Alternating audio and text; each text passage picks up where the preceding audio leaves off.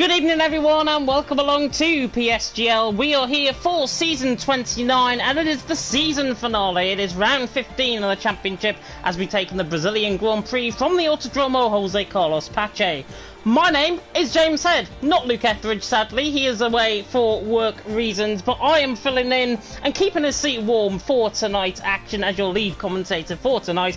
And joining me in the comment box is the man, the myth, the legend, on his final commentary as a full-time commentator here in PSF1. I know he didn't want me to say that. It is Mr. Mark Alimonda. Mark, how you doing? Yes, pretty good. One of the best tracks in Formula 1 at Interlagos. And yeah, although the Drivers' Championship has been decided, we've got a fantastic Constructors' Championship battle to settle tonight between Red Bull and Alpha Tauri, led game lead by Houston and Matthew Alder, who are the top two in the championship at the moment. So I am very excited to see how this goes on and what should be a thrilling race in Brazil and what is now known as the Sao Paulo Grand Prix. Yeah, the Sao Paulo Grand Prix, of course, that name change coming in 2021 when, of course, the real-life cars took around this track, and it has been quite a track for title deciders. Sadly, not title deciders here tonight in F1. It is Houston though leading the way in the championship on 138 points. Matthew Alder after his stunning win in Azerbaijan, given with the penalties, in second on 120. Duncan in third on 96 points. Jordan in fourth on 71. But the main battle mark we're looking at is fifth place. Benjamin, Sam Corby and George's, all separated by 5 points coming into tonight. Very tight indeed. Two of them, of course, are pretty good drivers in their own... Well, all three of them are pretty good drivers in their own right, but it is so close. One mistake can really turn it on its head. Yes, I mean, you know, Sam Corby, a.k.a. used to be known as CRG Gamer, no introduction needed for him. A two-time PSGL F2 champion and a two-time runner-up in this very tier over the years. In fact, the very first season I did PSGL F1 commentary, he was the runner-up to Jamie, a very famous driver from the past. So, yeah, Sam Corby, again, he's had another very solid campaign, and he'd be pretty delighted to seal off a top 5 position. So it's going to be tough, though, up against Benjamin. Although, not seeing him actually in the lobby, Benjamin, to be honest, so he looks like he may be absent tonight.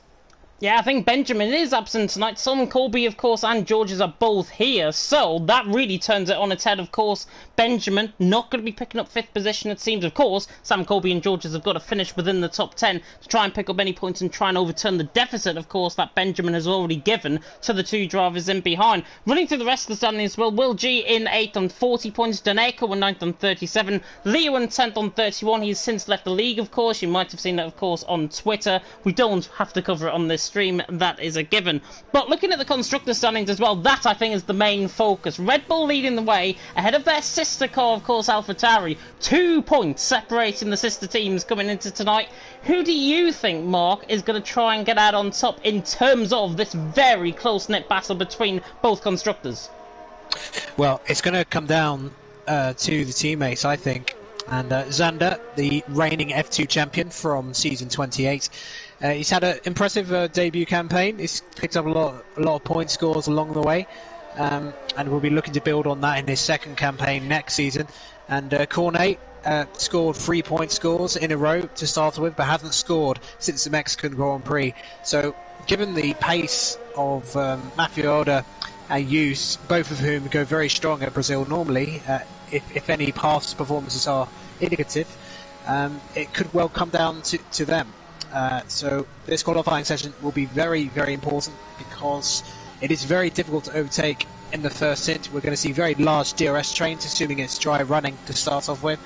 And, you know, as we talked about prior to this stream getting underway, tyre deck extremely low at this track, one of the lowest on the game, in fact. So if it's a dry race uninterrupted by safety car, it is one of the easiest soft to medium strategies of the year. It is indeed. I'm running on board with Ash Best, making a familiar return, of course, to PSGL F1. He was being running F2, I think, this season, but he makes his final start in the top tier, and it's so right, I think, that we're on board with him for his first lap. In towards turn 10, and then in towards turn 11, of course, at Magulio, and then through turn 12 at Junsao, famously where Kimi Räikkönen, of course, went excursion off in through the in 2012, and Ash Best nearly clips the curb, actually, coming through Junsao. Good exit, though. Looking at the task system, 16.5, 33.7 through the middle sector from Ash Best. Well, it's looking like a competitive lap so far. This should be a 107, I think, as he runs towards the line. And a 106.9, I was close. Ash Best out on top, 106.9, but we're obviously going to see better lap times on that. Xander is on a lap, Jordan on a lap, Eustace coming through the end of the middle sector as well, and a 15.1 through the middle sector from Eustace, as fastest out of everyone in that middle sector, 33.6. Of course, the YouTube bot is not working, by the way, in the TAS for the TAS system tonight. Of course, it is an old-fashioned stream that we are running tonight, not with the graphics or the OBS or anything like that. Eustace, though, goes top, 106.5. That lap time, I feel, though, Mark, can still be beaten, as literally as soon as I say that, Sam Callboy's beat it by 0.03 of a second. Yeah, it's a very good time, and just having a look at, I believe, yeah, unfortunately Mathiolda did invalidate his first run, so that's a blow for Alpha Tauri early on, as Duncan puts the mark down to just a little bit more, 0.6561, so very tight at the top so far. The top 5 covered by just over 1/10 of a second. Yeah, really close indeed, and of course Duncan has been one of those more consistent drivers, of course, in the Esports Cup event, which of course I cover on a Friday night, and Duncan and Jordan now going second. Look at the symmetry between the top 4, 0.03 of a second separating each driver. That is aesthetically pleasing, I've got to say, coming out on track so far. Casper on board with on the lap, though, he's coming through now in the final corner. Cornet now goes quickest and splits that pairing, so Cornet goes top, Casper goes 10, so he's on the bubble at the minute early on, with only 5 minutes gone pretty much in the session. Mathiolda back into the pit lane. Ogiano, Mitchie's on a lap actually for TTG. He's now on the run towards the line, of course, in the Aston Martin, and he goes 11th, just behind Casper by 1/100th of a second. But Cornet out on top, Duncan in second, Jordan in third. I've got to say though, Cornet looking very quick so far. Yeah, that's very encouraging for AlphaTauri that that Blitzer's teammate has got into that position early on with that provisional 106.549 to be in P1 at this stage. Yeah, definitely a mention to Mitchie, who finally, after a dreadful run of form for Aston Martin, scored their first points in over 7 races last week at Azerbaijan's, ending that rotten run. They're also going to finish bottom of the Constructors Championship, whatever happens tonight, but that should at least give them some encouragement for tonight to score some more points. Yeah, definitely. Ogiano now going quickest for Seedle there in second, and again, 2 drivers that have made their name for themselves, of course, for their respective teams in that Esports Cup event, of course, which you can catch on Friday night. Just a little bit of self-promotion there for the stream on Friday, of course, the season finale in Saudi Arabia. Ogiano, though, out on top, Facilo in second. Very quick lap times, though, coming in, 106.4. I think we saw an F2, certainly. That lap times were simmering around the 106.4s, so inevitably, these guys are going to go quite a way quicker, you would imagine. Yes, and given how short the lap is, I'm expecting quite a few of the drivers to be able to get 3 runs in minimum. The track may be a little bit quieter at this stage as Asbest goes on another run to try and improve his time. 16th place for him at the moment. I guess we need to mention his PSGL career, his league racing career indeed. I mean, what success he's had, a former top tier champion way back in season 19. Had the privilege of commentating on one of the greatest title battles in PSGL history, where it was decided on a tie, and it was on countback after Ashbest's amazing second half season form meant he had more wins than his opponents. Cliffy, some of you better known as Tony on Twitter, and to take the title in the showdown of Suzuka, which will go down in PSGL history as one of the most dramatic season finales ever. And that will always be one of my commentary highlights. And of course, he's had other success outside of that. Formula Performance as well, a very key driver there.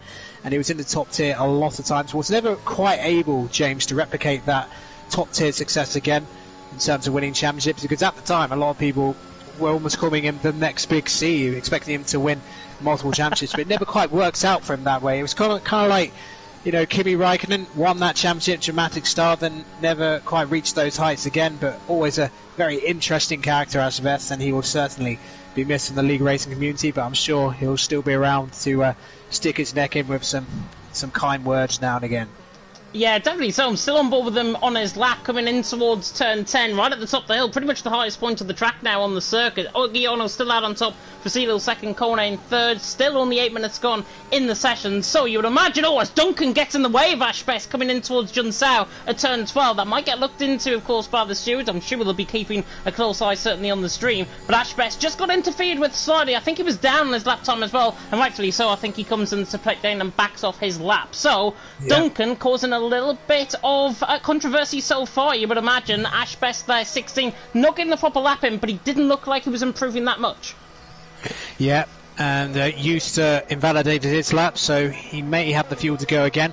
Sam Corby's just got purple in Sector 1 as he heads through the middle part of the lap, looking quite solid so far, trying to get his tight into here, attacking those curves so it rotates the car that a little bit more. So this looks very solid so far from the former double F2 champion as he heads out towards Yun Chao, and traffic gets out of the way. The Alpine head of Paxi getting out of the way.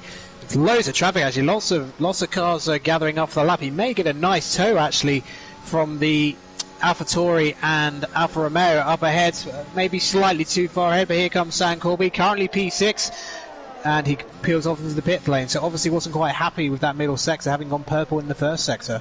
Yeah, he's duped you coming into the pit lane there. I think it was looking like a really good lap up until that point. But, of course, he didn't feel something was right with the setup. Perhaps that middle sector wasn't as good as what he would have imagined. And that little bit of traffic coming through in towards Junsao as well might have cost him slightly. But he's there in 6th position, still up in the vanguard. Ogiano out on top. He's 7,000 up through the end of the first sector. Just trying to run on board as Cornet has gone for a spin coming out of the centre S's at turn 3. So Cornet, the wrong way round coming out of turn 3. Got to get that car moving again. He should be able to pick up now this space with the Mercedes just coming through. I think that might be Duncan if I'm in behind, if I'm not mistaken. But Cornet now going off track, and Jordan now goes quickest with a 106.3. So good improvement of 0.2 of a second. But what I like to say on these streams, when drivers begin to set multiple laps on that set of soft compound tyre, they're having a bit of a moment for themselves to obviously not improve later on in the session. And I think around this track it's going to be very difficult to try and find consistent lap times, especially in qualifying.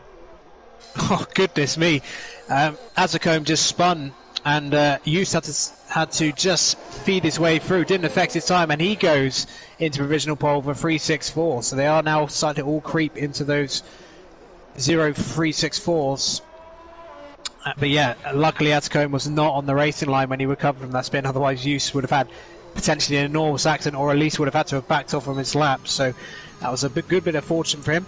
Just keeping an eye on Zander at the moment. He's in the pit lane, P10 at the moment. So at the moment it's kind of balanced in terms of Constructors Championship, but Just definitely in the position he wants to be. And yeah, again, we've got just over 7 minutes of session, and the driver who has been the informed driver from the last 3 races, 2 wins and a 3rd place at the USA, is currently in P18. Maffielda needs to find something, because at the moment he's not been able to get a representative lap in here at Interlagos. Yeah, 109.6, really not respectful in terms of his lap times. I know he can go probably quicker than Use, 106.3. I think it'll be his target to try and aim at. The cloud cover just beginning to come over the circuit slightly as well, so that will mean the temperature will drop slightly. Looking at the task system that we've got in front of us, it is going to be cloudy, and I've just spotted the race, in fact, indeed, and that's why a majority of the guys are going on that set of soft compound tyre, because at the 15-minute mark, it's going to be raining. Ooh, that's very interesting. I just seen that as well. Yeah, so it's going to be it could be potentially a mixed weather session, which may explain some of the slower times. So, I mean, personally, I'd probably still go for a dry setup, and then, because if it's light rain, I think you can cope with that as a driver, especially a driver way above the level that I've ever been at. So I personally think, even yes, there's going to be light rain. It's going to make some of the faster corners, such as the approach to Yunshao, a bit tricky, which is normally completely flat. But I do think you do want to have a dry setup, because if you're running too much downforce, you're going to be an absolute sitting duck, particularly sector 3 and the opening part of the lap after the centre S's, where you do need that straight line speed to attack and defend. Yeah, definitely. Looking at the task system as well, in terms of qualifying, in terms of the weather, 16% chance of rain expected. You know what Codemasters are like? They do like to throw a curveball in. Whether that's accurate or not will remain to be seen. Matthew Walder, though, I'm about to go on board with a lap. Coming out of Junsao at turn 12, has invalidated this lap. Luckily not going to this the next lap invalidated, which would really curse him in terms of his lap time and try and improve later on, of course, in the session. But now Matthew on the run down in towards turn 1, through towards the centre S's, and this is looking looking probably like it's going to be a quick lap from Matthew. You know he is going to be on the limit on this lap. Through turn 1 and then through the right-hander of turn 2, really flicking the car out nicely there as he now comes through the left-hander of turn 3, and now running down in towards the Cedar de Lago at turn 4. The two Ferraris crashed here, of course, Vettel and Leclerc in 2019. 1700s down from Matthew Alder, but his middle and final sectors will obviously be a lot quicker as he goes through on this lap. And still, the track will try and improve as well, but with the cloud cover, you would imagine that it is not going to improve the times that much. Matthew, though, coming up towards the top of the hill, now in towards turn 8 at La Ranja, and now through turn 9 at Pinheiro. Yes, I have got some corner names to the left-hand side, the right-hand side of me. And in fact, it is raining. It is raining out on track, and I did say Cobmasters like to throw a curveball in. Matthew, though, has got to get this lap completed before the rain starts to fall out on track, and now Matthew, through the end of the middle sector, much better, and I think he's actually purple out of everyone in the middle sector. 16.4 though from Cornet through the first sector, which is one to watch out for. But now Matthew coming through the middle sector, 33.6. Is he going to back off his lap? No. Comes through the left-hander of turn 15 on the run to the line, and he goes 11th. He's right on the bubble there, is Matthew. But 11th position. But look at the whole field, covered by 0.5 of a second. Very, very close indeed. Oh, I think he must have lost some time in the last part of the lap, but I struggle to see how the rain would have had that much because it wasn't falling down that hard. But if the rain falls hard enough, that could be it for qualifying, unless there's like an incredible lap from somebody. I mean, Jordan is invalidated and he's stuck in traffic, and Hughes is invalidated as well. And if the rain falls harder, that could be it for qualifying. Is there anybody who's going to get a chance to respond to even the top 4 or even get into that pole position? I think that could be done and dusted here and at Interlagos. Yeah, I think so, and a majority of guys now beginning to retire, either out on track or in the pit lane corner, and Lars has certainly retired. Xander was improving through the first sector, was 6 cents down in the middle sector. It seems like the middle sector, obviously with how the elevation changes around here, obviously it will Constantine up through turn 12, and that's where the rain could really begin to come and really digest out on track. But now Xander retires, and I think a majority of the guys, as be honest, are going to be retiring out on track. Yusto out on top, Jordan in second, Oggiano in third. I think that might be session run. Yeah, no, that's it, and that's worked out really well for Hughes and Jordan. It's a VSR lockout of the front row. Different teams, of course, in PSGL F1. But yeah, Hughes bang in form again after what was a desperately disappointing race that he was certainly not happy about with the sort of incidents he had. So he's looking the new champion to end this season on a high and seal that drivers and constructors double with his teammate Xander. Yeah, definitely. I think Hughes obviously landing the Red Bulls in a very good position, as you say. Xander there down in 13th.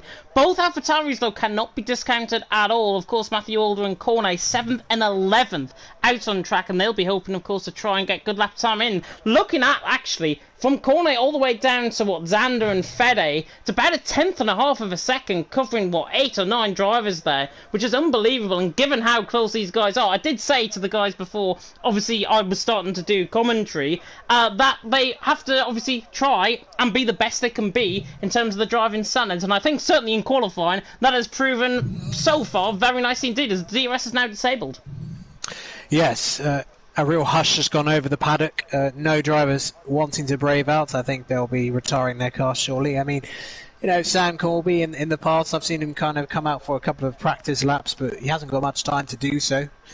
But yes, I think, you know, the grid has been really competitive this season. Yes, the championship was settled, you know, a few races ago, but the racing has been so close, so closely fought. It was just really the imperious form of use from the British Grand Prix onwards, all the way to when he won the championship at the USA. It was just, you know, something that the rest of the field couldn't live with in terms of consistency. You know, the likes of Maffielda, Duncan, Jordan, Benjamin, and Sam, and even Georges, who finished second at Baku last week, have all at times had blistering pace, but never to that level of consistency. Yeah, consistency, I think, especially in a top tier like this, is so key in terms of the result. And I mean, looking through the standings as well, there's been some very inconsistent results from quite a few drivers, and that just comes to show the level that they are actually playing at here. This is the top tier of the PSF1, and this is the best of the best, quite literally. Yusto out on top, Jordan in second, Oggiorn in third. Everyone qualified on a set of soft compound tyres, and of course, we think it's going to be dry at the start of the race. Unlike the rain that was apparently 16% expected on the TAS system, probably 100% expected now from Codemaster's perspective. But looking at how this race is going to be coming up, cloudy weather for the start of the race, 10% of rain expected, but 69% of rain later on in the race, and that's 15 minutes in. So we're talking about what, 9-10 laps perhaps until before the rain starts to fall. Yeah, the rain can come very early. It does invariably do so in these games. But yeah, just a quick mention, Asbest top 10 in his PSGL F1 return and his final league race. So he'd be absolutely delighted that. I think he would have taken that before the night began.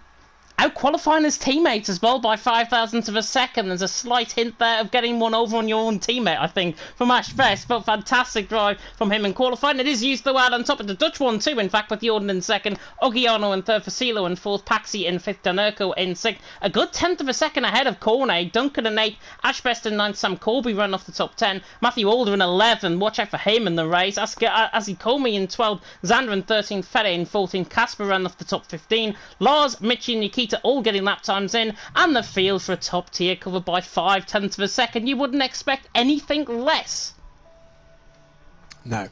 I mean, a typically very tight session in terms of time for the PSGL F1 grids. I mean, it's been like that all season. Every pole position, every fastest lap, every race has been closely fought. I don't think there's been any race this season where someone's run by a mile. It's all come down to small margins, the correct strategy being used, and of course, some fantastic overtaking and defending. And I don't think we are going to get anything as per what the goals and the objectives have been so far this season. I think this could be possibly race of the season, dare I say it, Luke Etheridge? I know you're probably watching this. I think this could be race of the season. I am keeping your seat warm, of course, in the commentary box, alongside Mark Alimonda, who is joining me for the final time, well, for the first time, and for the final time, in fact, in PSF1. And Mark, just to come on to it, obviously, these guys have been so quick so far this season, and honestly, it could be one of the best races, I think, of the season, and hopefully it is, because obviously your final race is a full-time commentator on F1. Yes, in case you didn't know, this is my last race on PSGL F1 top tier to full-time commentator. I'm sure I'll be popping out now and again for a Race of Champions or randomly in another tier, or indeed in this tier if suddenly everyone's not available or they're all struck down by COVID. Hopefully not. But yeah, it's been great. I mean, I did my first top tier commentary back in 2016, covered the entire 2017 era, which was unbelievable, so much great racing, and that was sort of where PSGL top tier commentary really started to grow, and I'm really honoured to be a part of that. And then came back for season 29 with Luke, which has been a lot of fun, and so big thank you to Luke. Had a great time coming back to the top tier, and to all the drivers and admins I've covered over the years in this top tier, including Ash Best, of course, we talked about earlier. But it's a fantastic grid, and many of them we've seen, of course, will head on to esports and the PC arena, which has become sort of the primary sort of tool of F1 drivers on these games now. But this tier is still elite. PS2 F1 on PlayStation is the traditional home of the best races on PSGL, and even if it is a gateway for esports and the PC now, it is still one of the strongest tiers anywhere on the F1 game. Yeah, I totally concur with that, and I think all of these guys have so much talent. They're going to go so far. I know Duncan, of course, formerly of Pro Exhibition, used, of course, I think, has qualified for the Challenger Series next year, which is absolutely unbelievable. I think a majority of these guys, I would imagine, will be going down the Challenger Series route for F1 esports. However, let's not detract away from the strategies. Softs for the top 10, of course, qualified on that set of soft compound tyre. Everyone else, predictably, I think, going for a set of medium compound tyres, and as you mentioned, Mark, the easiest one strategy of the F1 calendar.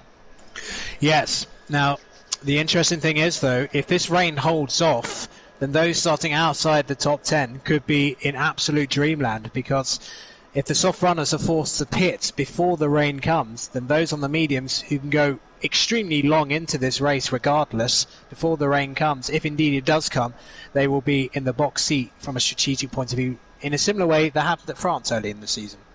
Yeah, definitely, but for the final time for PSGL, PSF1, we were better get going. The 5 red lights are on here in Brazil for the Season 29 finale, and it's lights out and away we go, and Yus gets a very good start. Jordan backs down off the side, he actually could be side by side, running down in towards turn 1, he has the inside on, he has the lead down towards turn 1. Yus there in second, Ogiano in third, predicted pit stop strategy just comes up, lap 13 to 15, 3 wide in the background, getting forced off track. I think that one might have been Casper on the back of Asikome, who was spun in the background, and there's another spinner in the background as well. That's an Alpine round carnage in the further down the field. Fede caught up, and that Lars has gone for a spin as well. He's out of the race early, could deploy a VSC or a safety car, but Jordan leading the way up the hill in towards turn 6. Houston second, Ogiano in third, Facilo in fourth. Further down the field, Ash Best is fighting with Sam Corby, his own teammate, goes down the inside line of him, and now Ash Best fights back down the inside line in towards turn 8, and now through Pinheiro at turn 9 on the outside line. Duncan getting outdone as well by Deneco, and they're fighting side by side in towards turn 10. Of course, Albon and Hamilton hit each other here in 2019, but Duncan is up into 6th position, but Deneco's not giving up that fight down the inside line in towards turn 11, and now back through turn 12. Duncan is back through Jun Sao, and he's back side by side with him once again at the end of the first lap. Jordan leading the way, Houston second, Ogiano in third, but my goodness, a lot of action early on.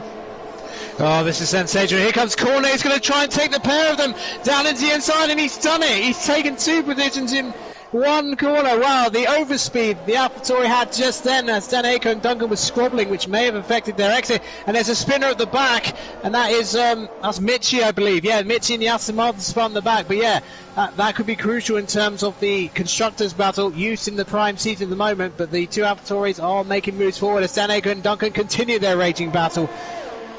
Yeah, the hand of rage up there from Duncan's driver. He's there into 7th position, is back through on the Italian of Deneco, and Deneco really does not want to give up without a fight. He wants to try and lay the smackdown on the back of Duncan. Yes, that was a little 2002 WWE reference, but Jordan leading the way, Houston second, Ogiano in third, Facilo in fourth, Paxi there in 5th. Relatively good start. Lars obviously at the race. I'm really surprised it didn't deploy a VSC or a safety car, who was parked pretty much adjacent across the track coming through the centre S's on the exit of turn 3. Got caught up with Fede and all of that, and looking at the task system in terms of damage early on, well, no damage from everyone, which is really good to report. Jordan leading the way though, Houston second, Ogiano in third. Onto lap 3 we go. Sam Corby on the back of Deneco. I don't think he's going to get close enough. However though, Matthew Alder in 11th position, hanging on to the back of the DRS trend. Yes, the pace of the leaders has been sort of relatively even so far. No one's really been able to leap away. But with the DRS now, it's crucial now for Matthew not to fall out DRS, because with the drivers ahead getting DRS of each other, they'll be getting faster lap times. And if you fall off the back of that DRS train, it is very difficult to get the time back unless they squabble in front. But given what Deneco and Duncan have done, who've had some amazing battles so far, they could continue this scoreboard. It's going to be very interesting to see what Yus decides to do. I mean, there's nothing to lose in this race now. Championship's done in terms of the drivers, so I think Yus will go back to the aggression that he showed sort of halfway during the season, particularly at races like China, and he'll be wanting to end the season with another race win. And Jordan will certainly be looking to seal off that top 5 position in the championship. And it's a really good exit actually from Jordan out of Jung Hao. Yus riding the curbs a little bit too much there, but he's now able to get back at him with the battery on, and then with the DRS in that extra 20 kilometers an hour, which should allow him to close in. But usually the experienced drivers will not go for a move at turn 1. They will try and get a better exit at the center S and then head down to the Retro Pisto and make an attack into turn 4.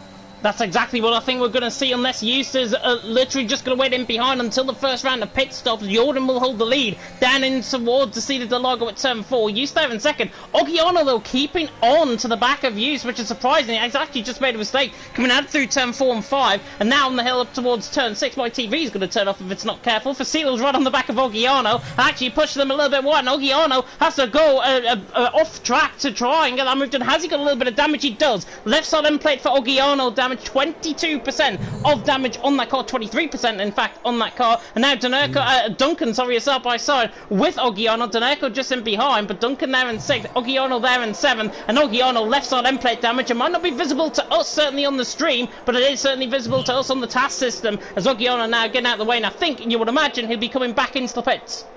Unfortunately, this is a typical Ogiano race, I'm afraid. He has shown in qualifying so many times the pace to be sort of at the front of the grid, but he gets involved in incidents like that I mean, he's had 6 retirements this season, which is more than the point scores he's had, and he comes in to replace Wink. Long way to go though, so it could still save his race later on. At the top 2 actually are beginning to break away from the other Haas of Fusillo. They're 1.2 seconds ahead now, so surprisingly there are gaps now appearing in the top 10, and that's going to be an issue for Fusillo if he can't have a good middle sector to catch up to the top 2, because if he doesn't, he could be a bit of a target for likes of Paxi, Cornet and Duncan behind, who are putting a lot of pressure on him.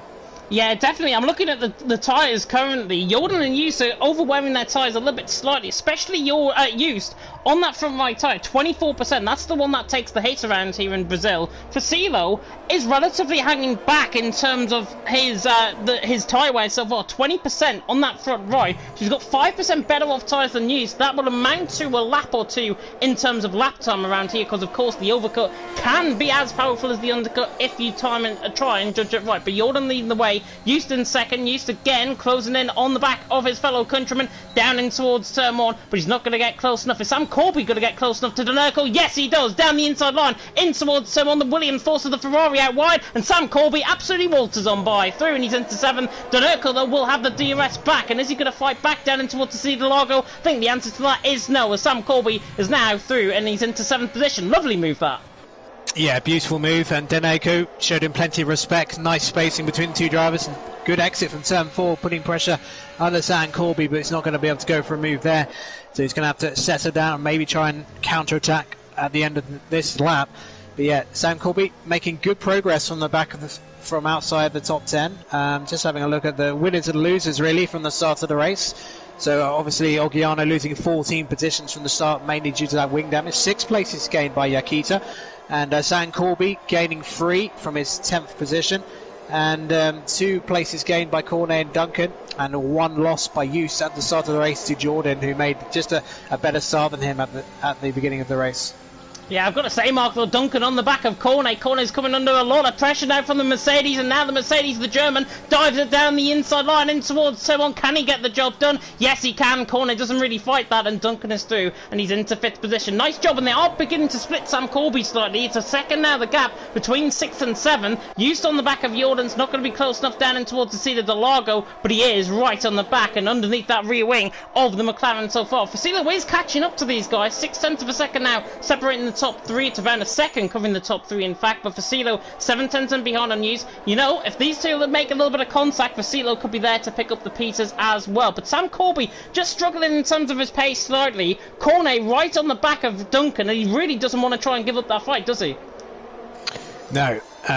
You know, there's still plenty at stake here in terms of championship positions, and no prize money, not even extra jelly beans for finishing higher up in the championship standings. But you know, in terms of pride, it looks good.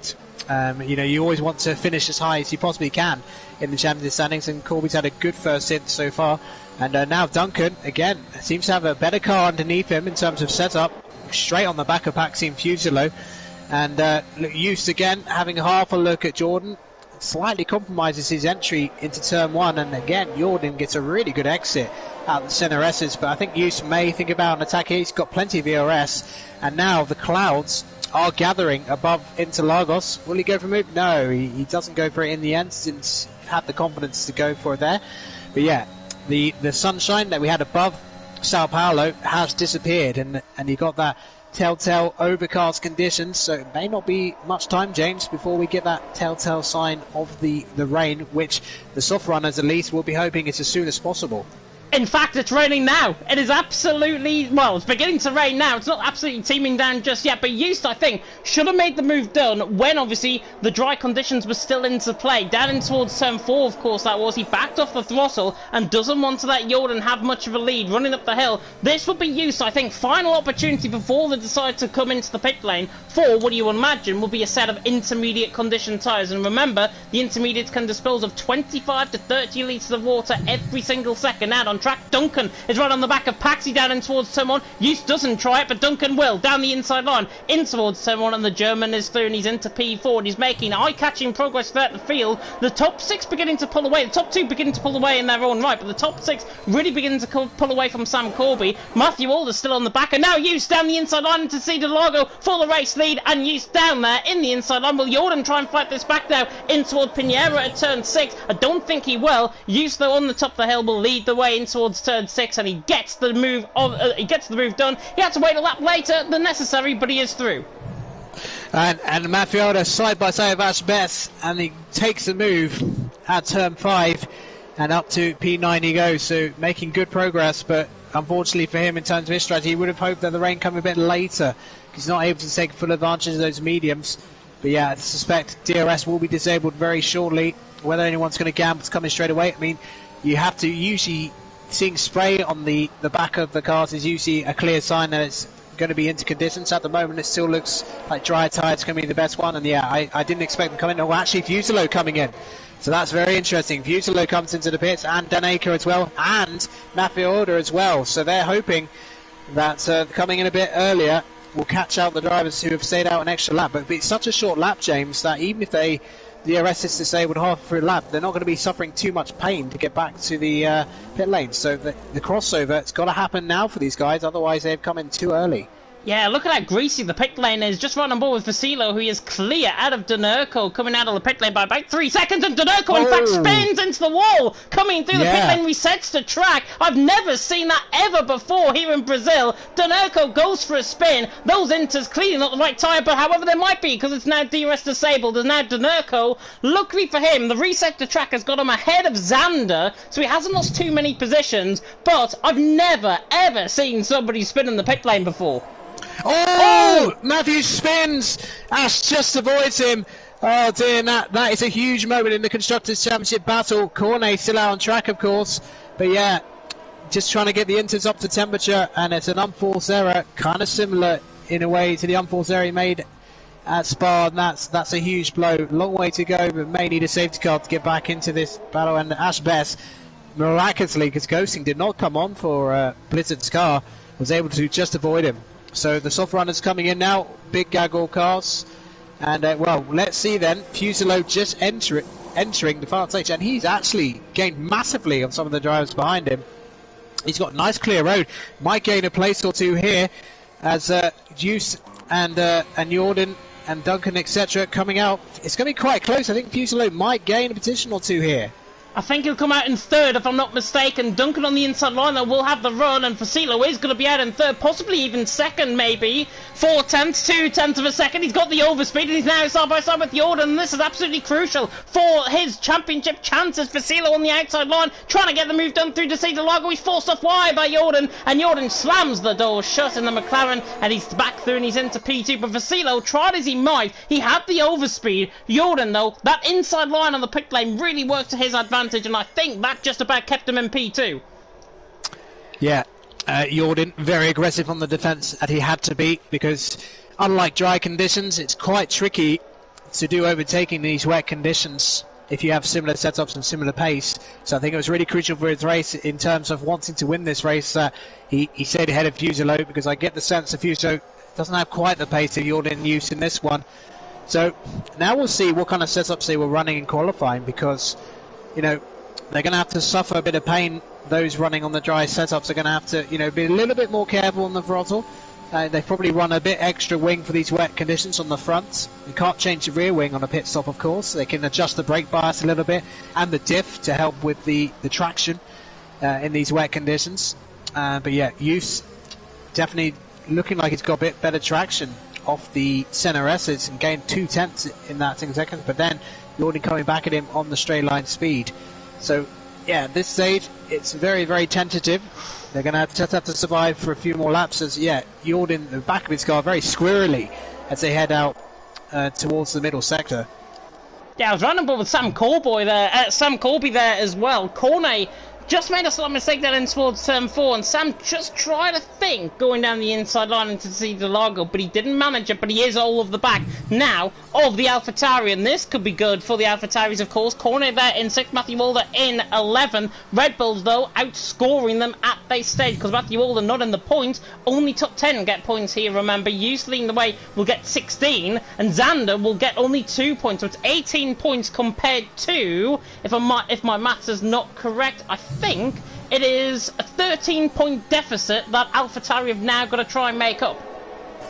Yes, Red Bull, as it stands, will be taking the Constructors Championship, so that'll be a drivers and Constructors double for Use, who's leading by example at the front. It's Max Verstappen-esque performance at the front by the fellow Dutchman Use, the reigning, well, the new F1 champion.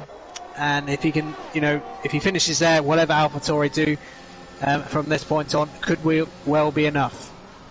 Dino, by the way, in the chat, I like that comment, by the way, from him. Michael Mazzi joining the chat. Of course, that is support for Facilo in the chat. Facilo was there in P3, Duncan there in P4, and Duncan now on the back of Facilo. He is trying to really fight the back of the Italian's wheel, and the Haas just looks a little bit slow. I think Duncan, honestly, in terms of pace, will look to try and get through here. Paxi not too far off either, and he's beginning to gain the time away now from Cornet, who was 9/10 behind him. And then behind as well, Sam Corby looking quite close there in 7th. Xander on the back of Ash Best. Ash Best running in 8th position so far. Xander there in 9th. Xander all over the back of him, but Ash Best is doing a phenomenal job so far on his return to the top tier.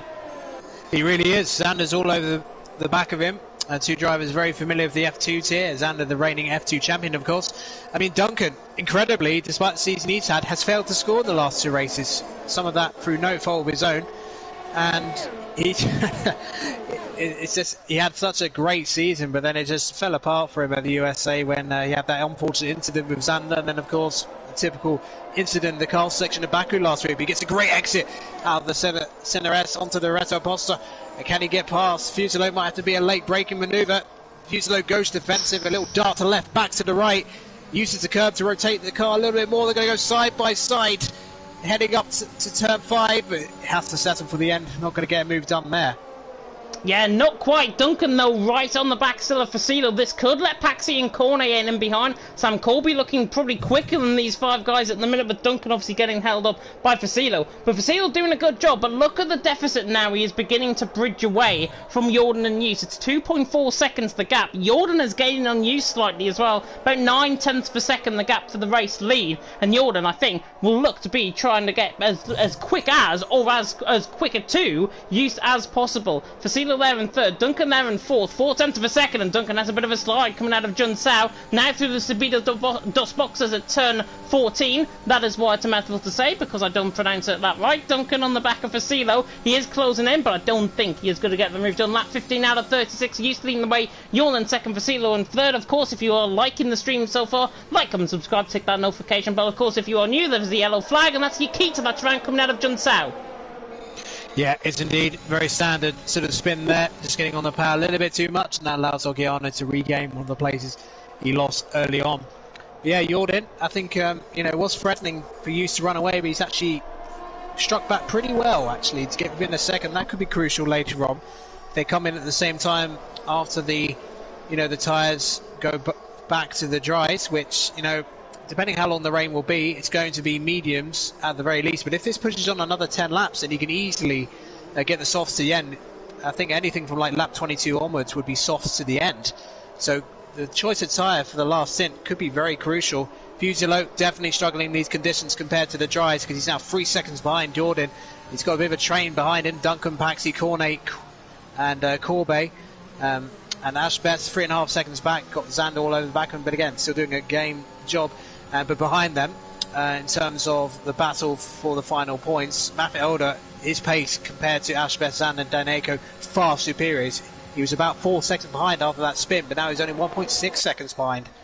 He is only 1.6 seconds behind, and if there's anybody that can bridge a gap, it is, of course, Mr. Matthew Alder there in 11th position. 1.7 seconds behind. Duncan, however, getting the run out of turn 3 now on the back of Facilo. The Italian going to come under all sorts of pressure here from the German. He's forced to the outside line, down in towards the seat of Delago, and he goes all the way around the outside of him. Can he get the move done? I don't think he will, and Paxi's going to come involved in this as well. And it's side by side, and Facilo gets caught in the curve, and Paxi has to take a vote in action, and Sam Colby in that corner right involved in this as well. Somehow Duncan is through though. He's into P3. Facilo just struggling on his tyre slightly, and now launching a dive bomb down the inside line. Sam Corby down the inside line in towards turn 8. Now through Pinheiro at turn 9. Surely not around the outside of here. These guys can prove the impossible is possible. And now Corby down the inside line. Can he get the move done on Cornet?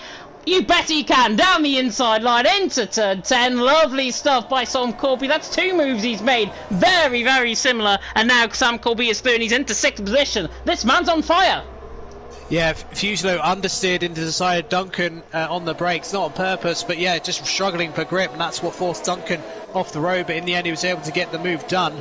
And now Fuselo surely going to be coming under pressure from Paxi behind, so Fuselo going to desperately try and keep as close to Duncan as possible just to get the toe, because he's going to need all of that to try and defend the positions. He's struggling in particular on the traction out of the centre S's, so he probably has the most dry setup being run at the moment, but Paxi actually knocking a poor exit, almost losing control of the car. Will Sam go for an attack down the inside of 4? No. Oh, and Paxi goes really late on the brakes, super deep, and that's really compromised his exit. Sam Colby should get this move done. Just might need to use a bit of battery just to keep on speed, and he does indeed, and up to 5th. So yeah, Paxi definitely misjudging that braking point. They're not running any racing line, no assists after all in this particular elite tier of PlayStation Racing on PSGL F1.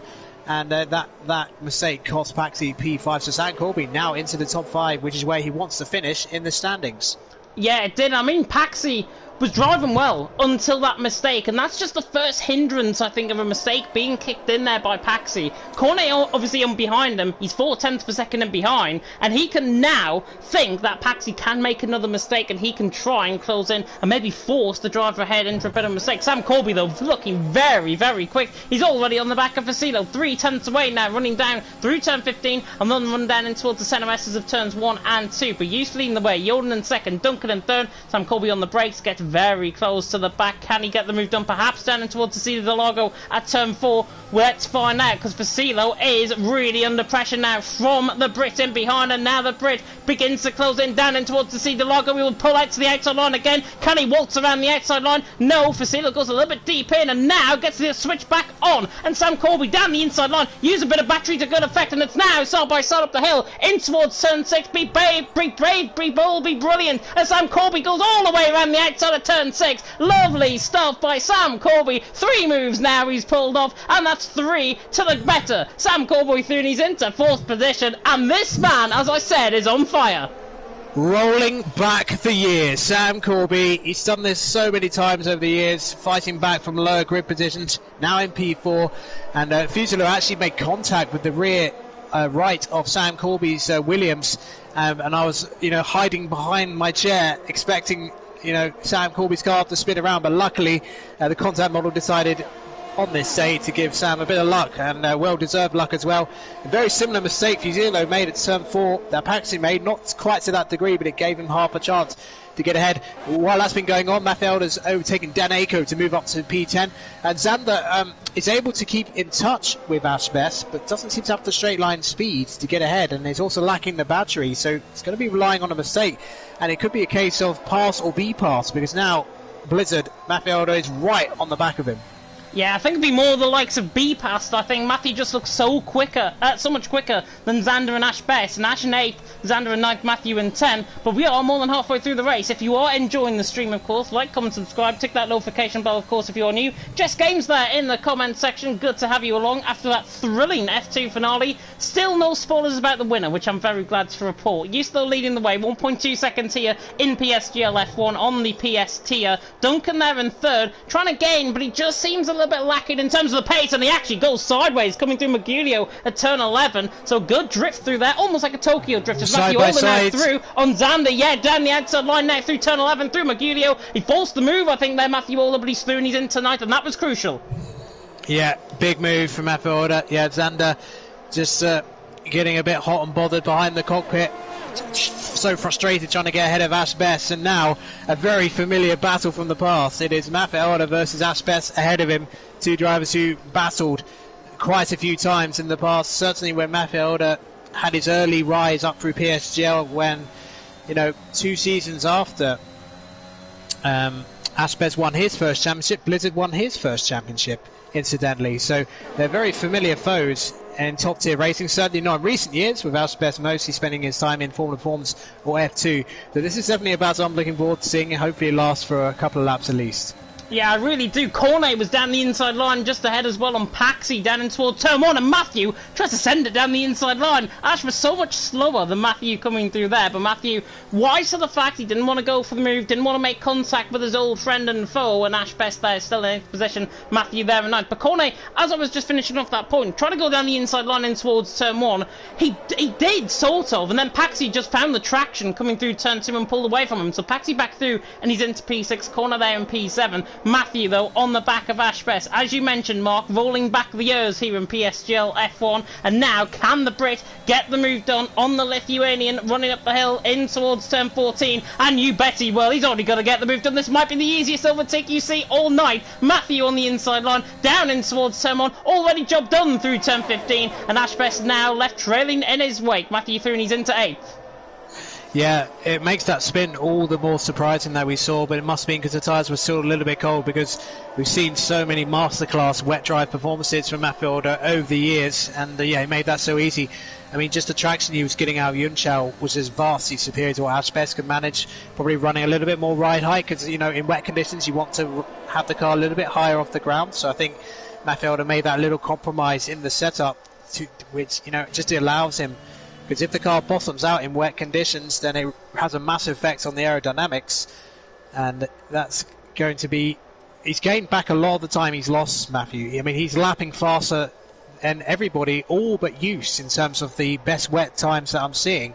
And so, Xander going for a lunge down the inside, but Ash Best should have the better traction here. But yeah, Xander, I mean, he's already lost 1.5 seconds to Blizzard, who...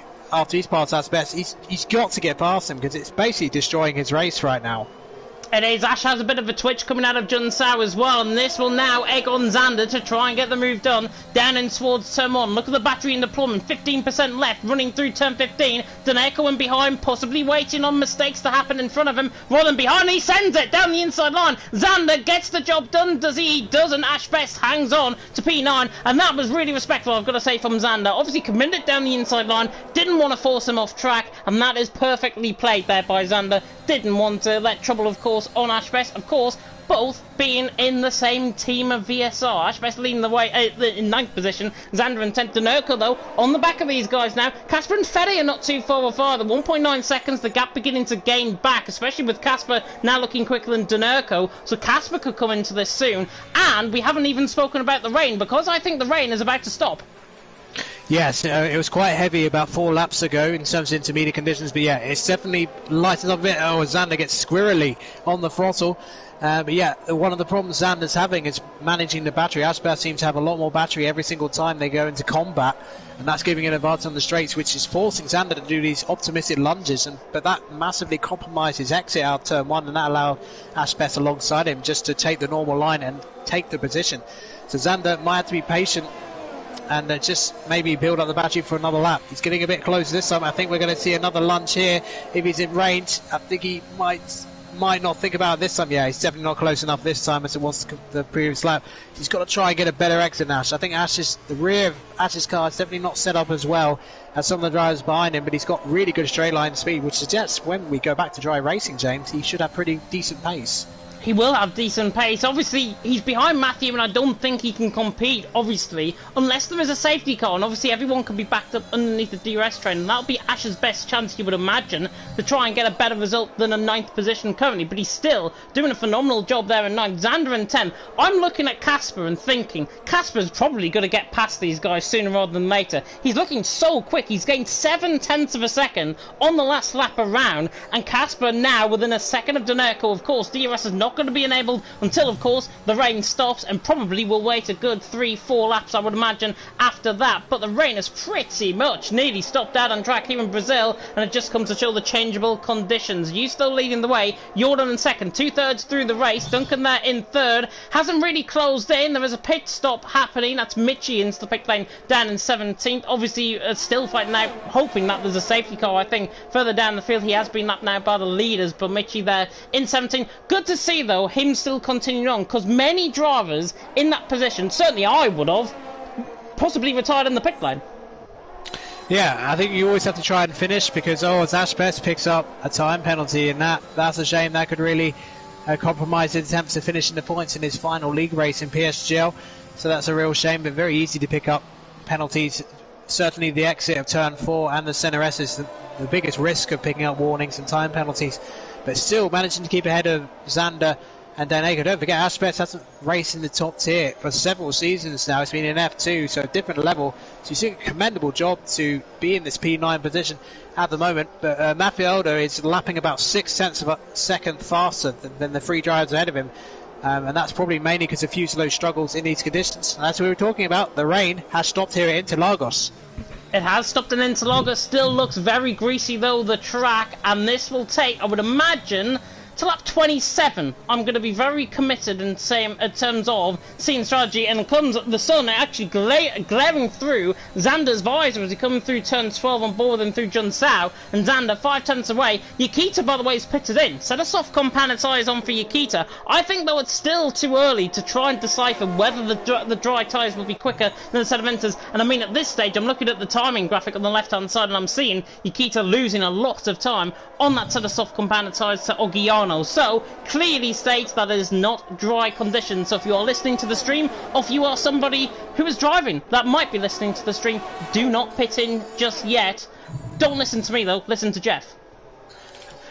Well, to be honest, James, I never listen to Jeff because he invariably gets it wrong. I stopped listening to him about 5 years ago, to be honest. Casper trying to go around the outside line of Denerco coming through turn 7. This will be bold and brave if he can pull it off, and he is trying to fight it now, coming through the right-hander of turn 8, and now into the left-hander of Pinheiro turn 9. Denerco stays in P11. Got excited for a minute there.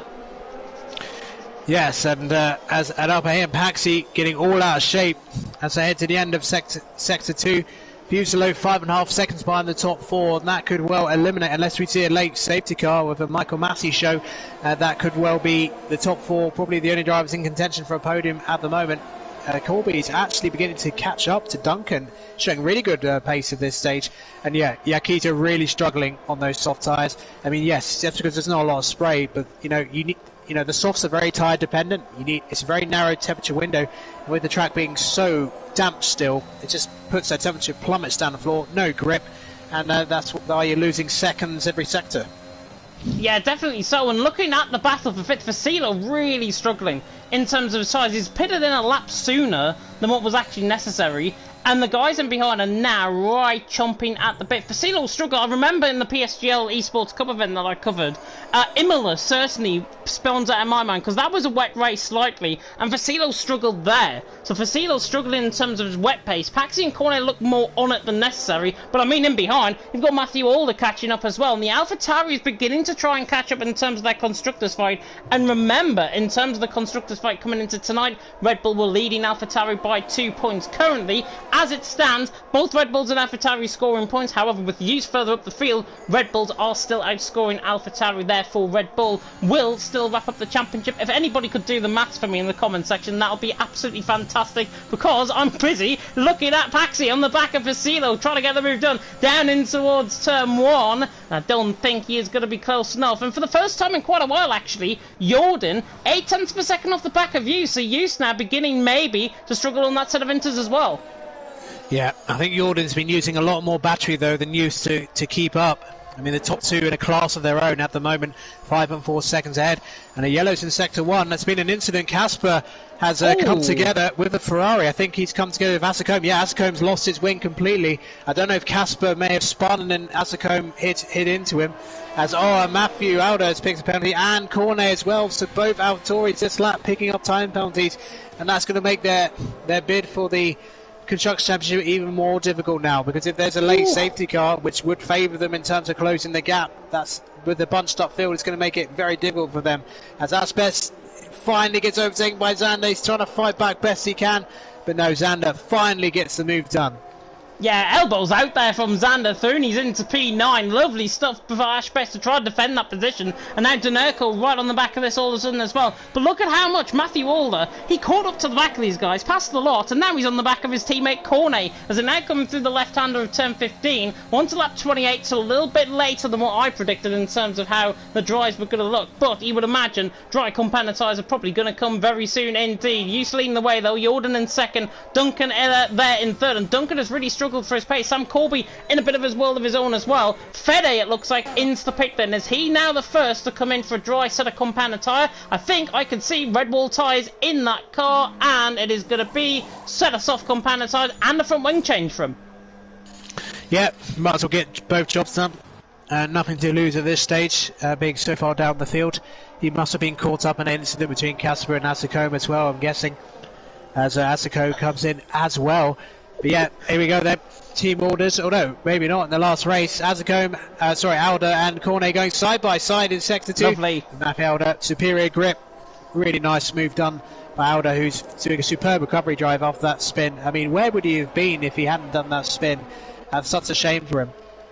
You would imagine he'll be certainly in the top 5, if not maybe even top 3. And Matthew really struggling after that spin. There is a yellow flag through sector 1, and that is Asakome, I think, through the left-hander of turn 1. I think he spanned the pit lane. I think he spanned the pit lane and reset the track like Daneko did, because he was coming out of the pit lane.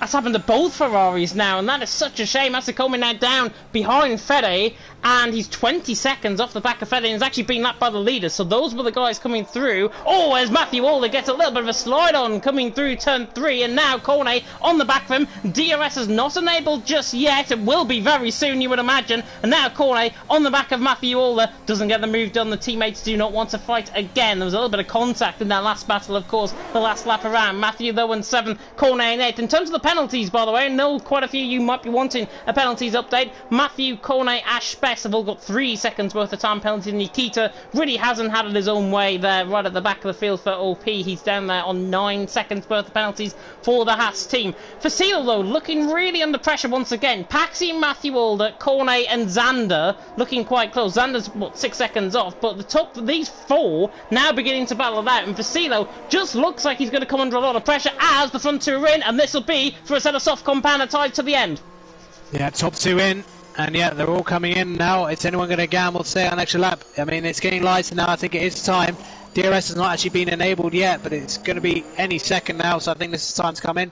And oh, they're all going to slow down. Oh, goodness me. Well, I think Matthew Alder braked later than Paxi and overtook him in the pit lane. Wow, you don't see that often. You do not see that often indeed, and Matthew now into P6. Paxi probably won't be happy with that. Of course, it is allowed to try and get down in the inside line into the pit lane, but Vasilo now ahead. Matthew Alder is ahead as well, and Paxi's there in 7. So Paxi in 7. Did he have a front wing change, possibly? He's well behind. Paxi has had a front wing change as Yukita has retired into the pit lane. I got excited for a minute there, but he is out of the pit lane, still there in, 17th position. He's now DNF'd out of the race. You still leading the way. Jordan, though, has gained underneath this, the pit stops that have happened. He's 6 tenths away from the back of Use, and I think, are we going to see a battle between the front 2? I really hope so.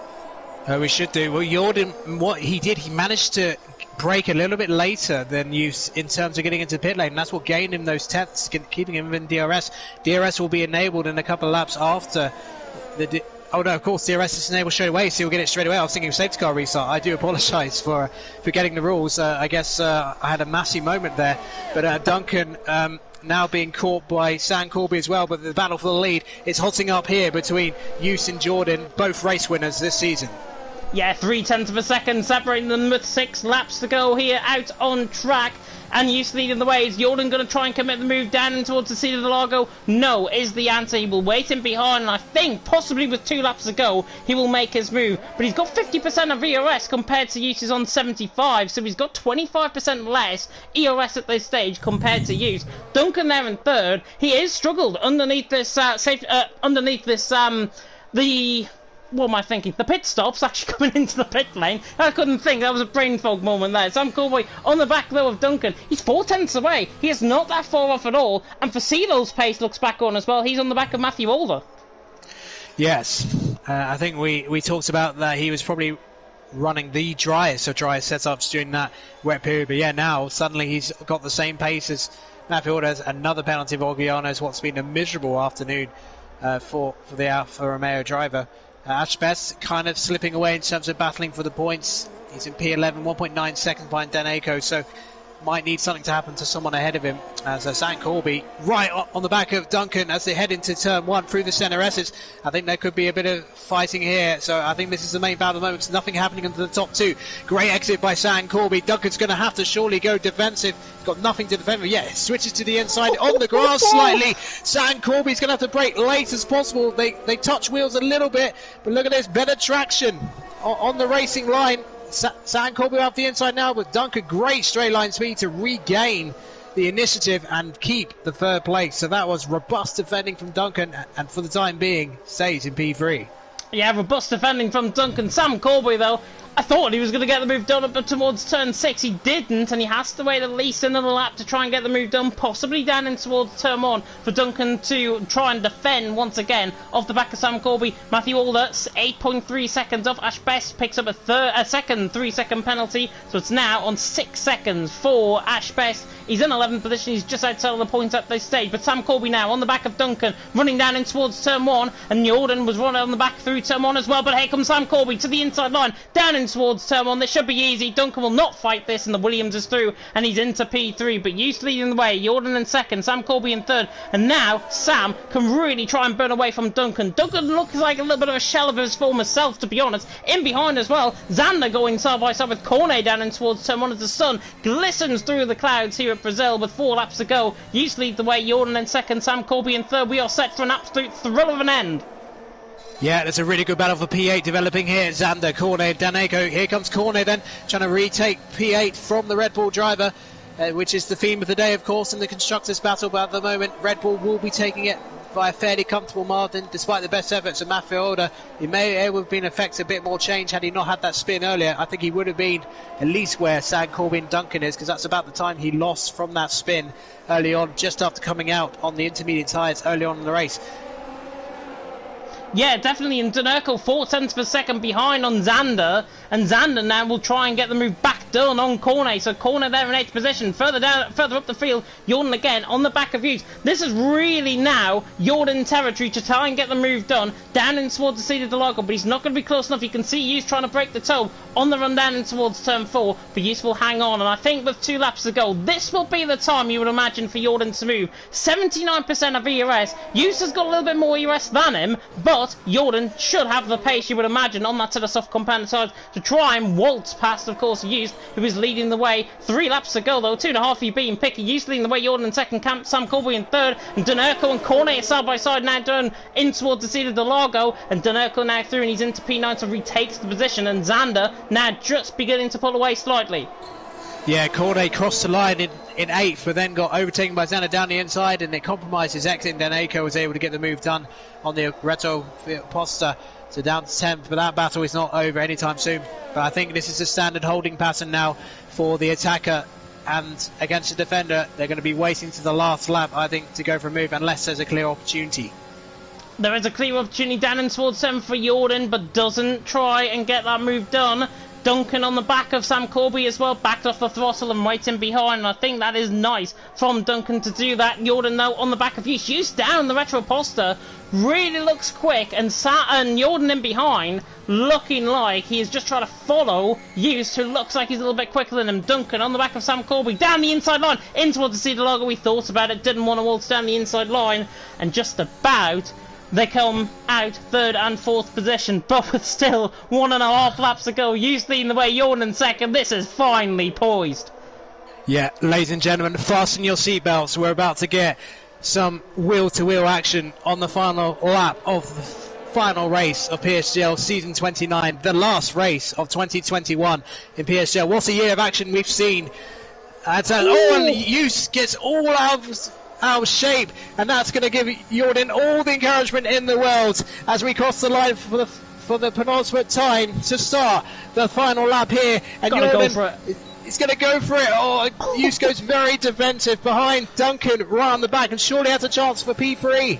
He does, he overtakes him down and towards turn 1 now. Jordan on the back of Used, however. This is still not over and done with. Down the retro poster, McLaren against Red Bull. And now the Red Bull will stick to the inside line. Jordan all the way around the outside. Can he get the move done? Through to Cedar Delago. They touch and they bang wheels and now they go side by side. Up the hill, through turn 5 and now up the hill in towards turn 6. And Jordan is ahead. Jordan gets the inside line into turn 6. Lovely move that. And Used now behind. Jordan eventually. Patience is an absolute virtue. Jordan through and he's into the lead of the race. Used there in second. Duncan now through in third. That might be the podium set. Sam Corby, though, will not give up that without a fight, and Used will not give up on Jordan without a fight either. Denerko has got through and Xander, I believe, further down the field in 8th position, but Jordan now, he's only got one technical corner to go through Jun Sao and up the hill for the final time here in PSGL Season 29 on the PS platform. Jordan now coming through the final corner, through the Sabinos boxes, and now to the line to win here in Brazil. Used will finish in second. What's going on in behind though? Sam Corby on the back of Duncan.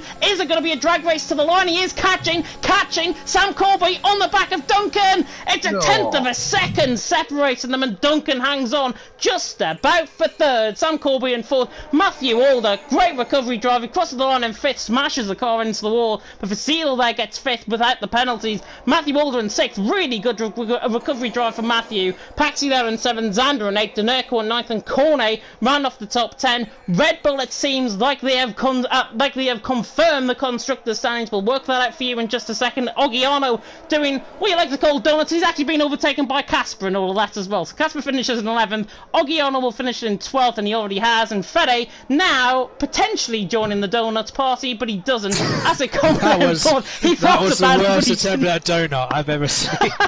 He thought about it, but realised it might be the goal system still on. Aspas, he knows a thing or two about donuts. He's definitely he's pulled no points today, but he's pulled back his final race in PSL League Racing. Let's give him the floor. Let's give him the platform. What contribution to League Racing in PSL he has made over the years. The season 19 top tier champion in this very tier. Oh, and glad the ghosting's on, because that would have been absolutely horrendous. But yeah, some well-deserved donuts. A Felipe Massa 2017 moment. And it's caused the safety car. Unbelievably, I don't know why it's caused the safety car, but Ashbest now, I think those donuts might be coming back to haunt him, deploying that safety car, but he is coming across the line to finish in 15th position, and in fact, I think he's glitched the game in doing that. Yes, well, I mean, he's the driver of the day for me. But yeah, what a last lap battle between Jordan and Hughes. I mean, that was elite racing there, side by side.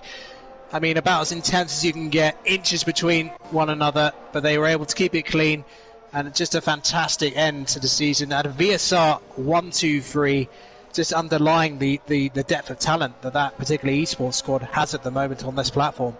Yeah, completely. And Jordan, obviously, all three of them have attributed themselves so well. I remember the PSGL Esports Cup event, they've wrapped up the team's championship in that, and no wonder they are the pinnacle of PSGL's eye. First, second and third, very impressive. It could have been a different story, because Sam Corby was right on the back of him, a tenth of a second away, and he does get Drive of the Day awarded by the in-game fans, but I think I have to agree with you, it does have to be Ashbest on his final appearance, and for commentator, certainly, of the day, certainly goes to you, Mark, on your final commentary here in PSGL F1, but to the top step of the podium goes Jordan. A fantastic win from him, and obviously Houston second, Duncan in third, wrapping up a VSR 1-2-3, and it's all a Dutch affair here in Brazil. Yes, three of the drivers who have contributed massively to this season, all of them have won races at times, have been absolutely sensational.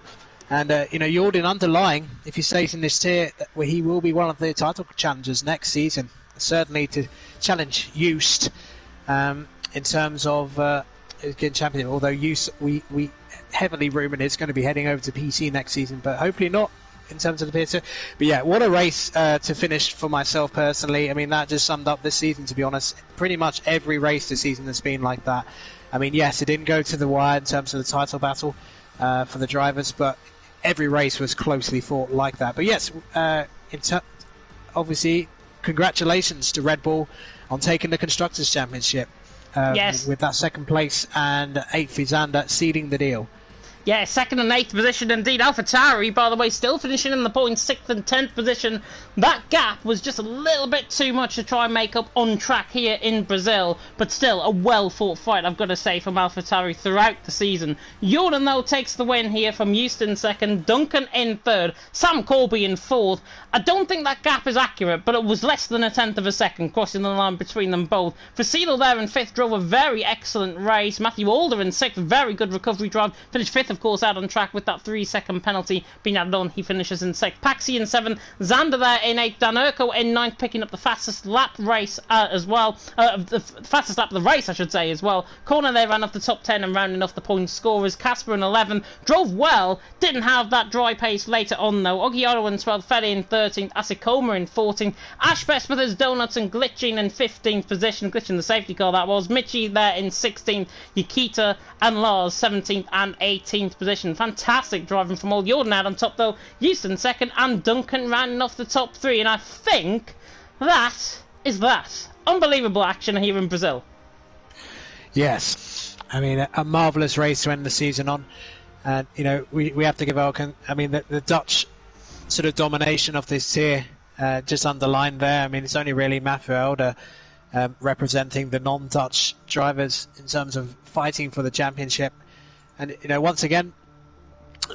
Summing up the championship, Just, had a difficult start to the season, didn't score any points, and it looked like, Matthew Elder was going to run away with it. I mean, he had an amazing performance at Bahrain. He then got pole position by a mile at France, a track he has won at so many times. But then the strategy went against him. Then he made an unforced error at Belgium, and that sort of set the tone for sort of inconsistent next races.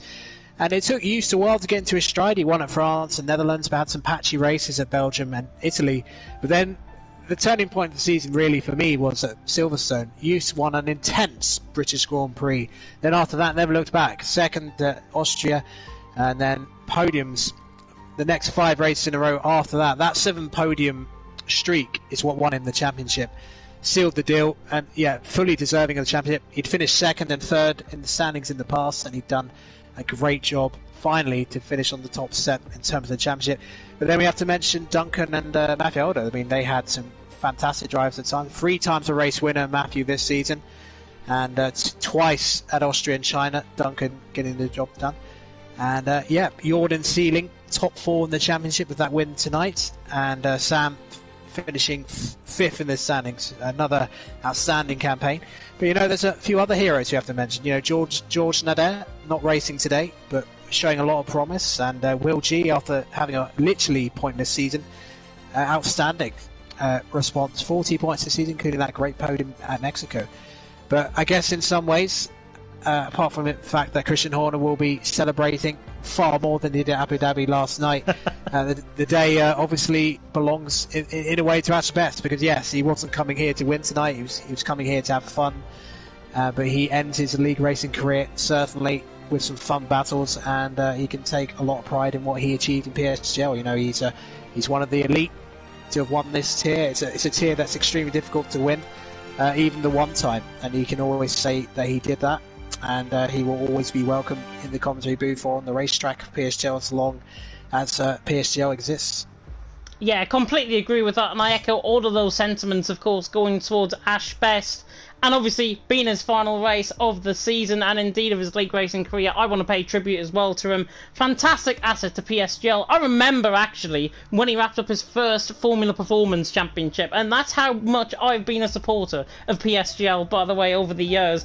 And it just comes to show dreams really do come true, and I'm sure Ash will look back at his league racing career and think, I've done that, and he can do no more, because obviously the talent is growing, and how the talent is really beginning to affect obviously the top tiers. We see it in F1 Esports, we see it here in PSGL, both on PC and PS.